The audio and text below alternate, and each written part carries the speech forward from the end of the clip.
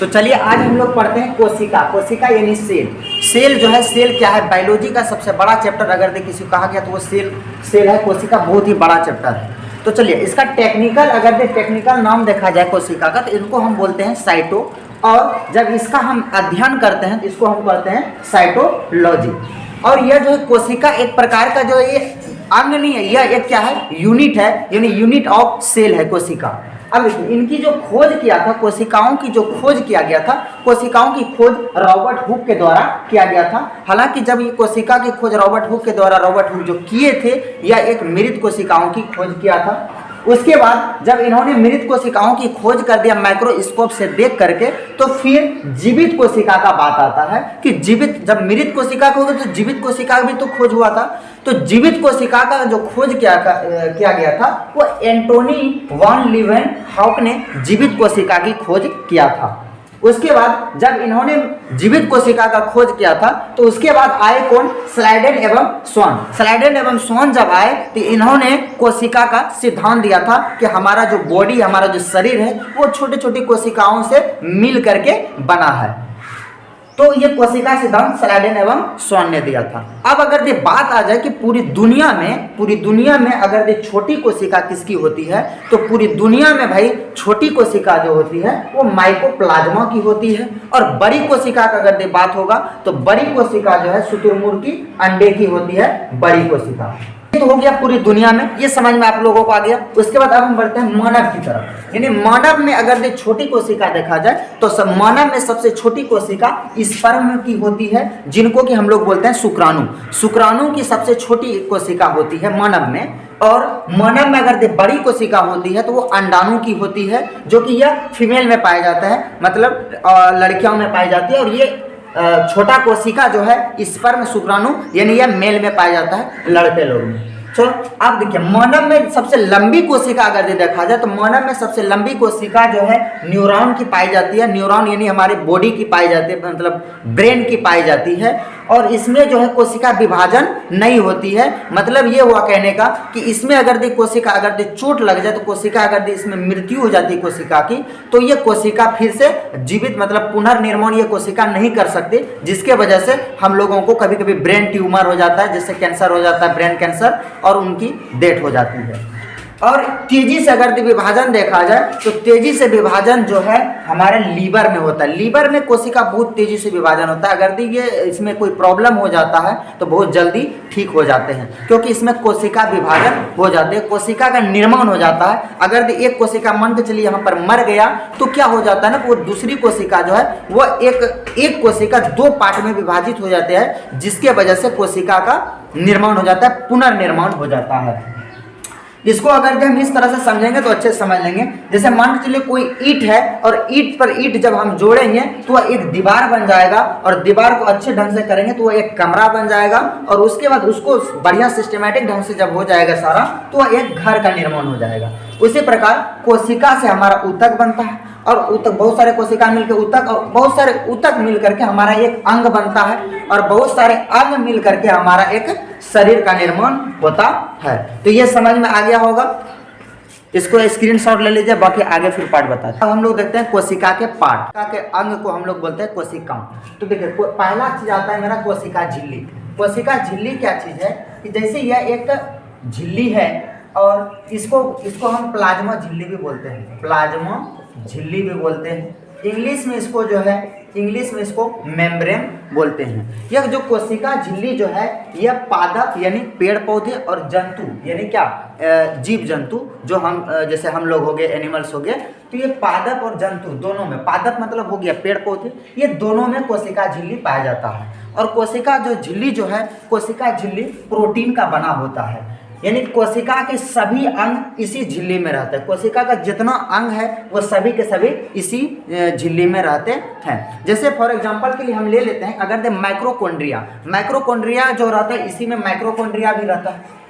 तो माइक्रोकॉन्ड्रिया और बहुत सारे चीज आता है, गोल्जी बॉडी, वोकल्स, जिसको राजधानी बोलते हैं, वो सारे के सारे इसी में आते हैं।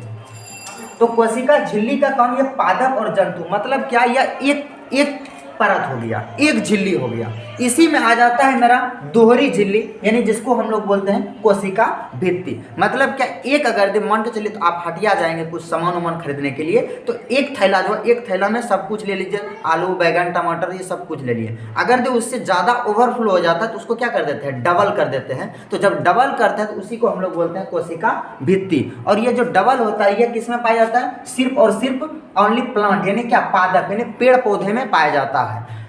क्योंकि इन्होंने अपनी सुरक्षा जो है, जो पेड़ पौधे में आप छाल देखे होंगे वो छालों से करते हैं। जैसे हम लोग का देखिए सुरक्षा कैसे हो रहा है, ये कपड़ा से हो रहा है। और ये कपड़ा किससे बना है, कपास, यानी किससे, वृक्ष, पेड़ पौधा हो गया।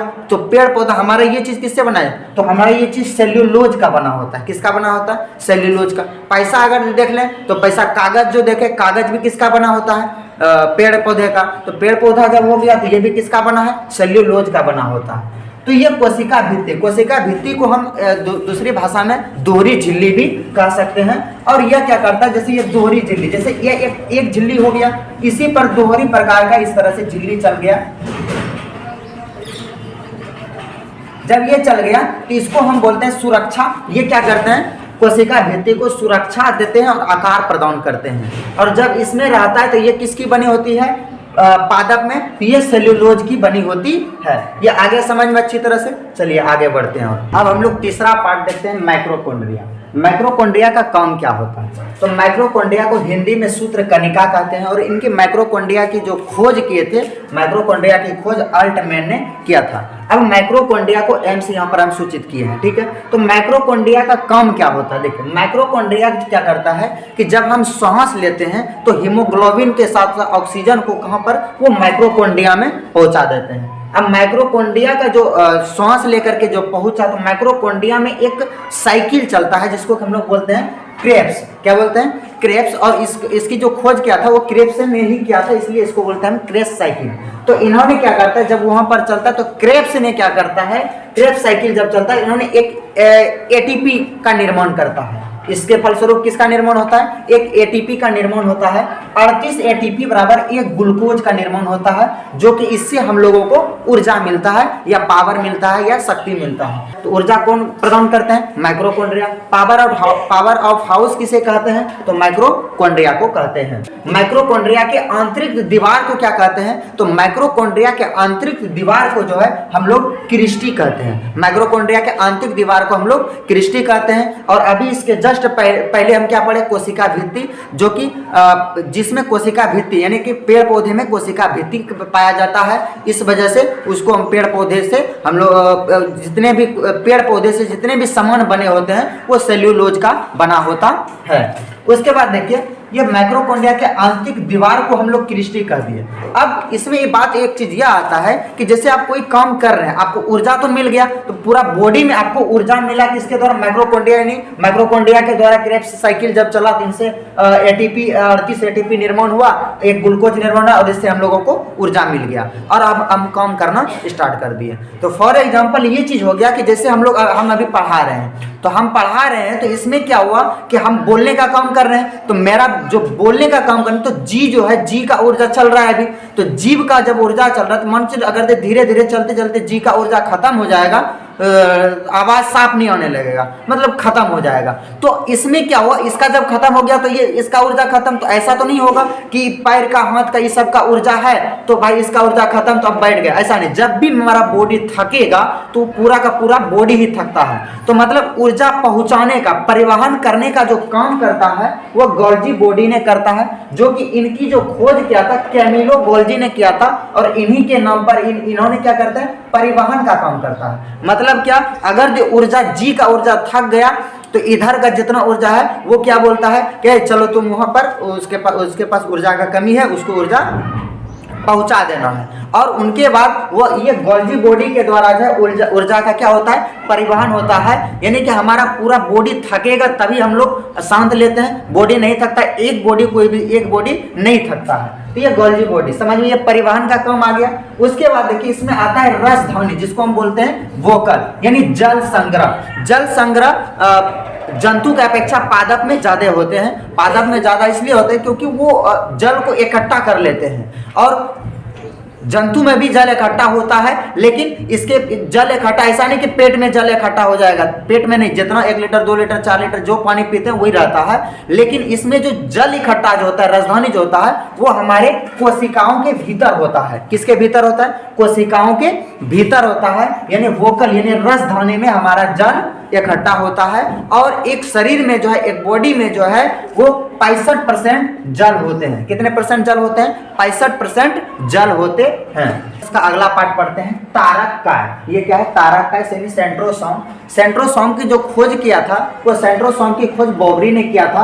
और सेंट्रोसोम में इसमें जो तारक काय जो होता है, इसमें क्या होता है? कोशिका विभाजन होता है। कोशिका विभाजन जो होता है, कहने का मतलब ये हुआ कि अगर एक कोशिका मर गए तो एक कोशिका जो है वो 2 पार्ट में विभाजित होकर के एक और कोशिका का निर्माण, मतलब क्या, कोशिका का पुनर्निर्माण करने का काम जो होता है वो तारक काय में होता है। सबसे ज्यादा अगर कोशिका का जो निर्माण होता है वो हमारा लीवर में होता है। ब्रेन में हमारा निर्माण, कोशिका का निर्माण नहीं होता है, क्योंकि इसमें जो है 90% न्यूरॉन होते हैं, न्यूरॉन, और 10% गीलियम होते हैं, 10% गीलियम होते हैं। इस वजह से इसमें ब्रेन में कोशिका का निर्माण नहीं होता है, क्योंकि न्यूरॉन जब बढ़ते हैं तो न्यूरॉन जैसे बड़ा, मतलब क्या, वो इनका पार्ट जो है वो उसमें जो है ये गीलियम में 10% जो होता है वो कोशिका का विभाजन हो जाता है। जब उसमें कोशिका का विभाजन हो जाता है तो जिसके वजह से हम लोगों को ब्रेन ट्यूमर यानी ब्रेन कैंसर हो जाता है और हम लोगों की डेथ हो जाती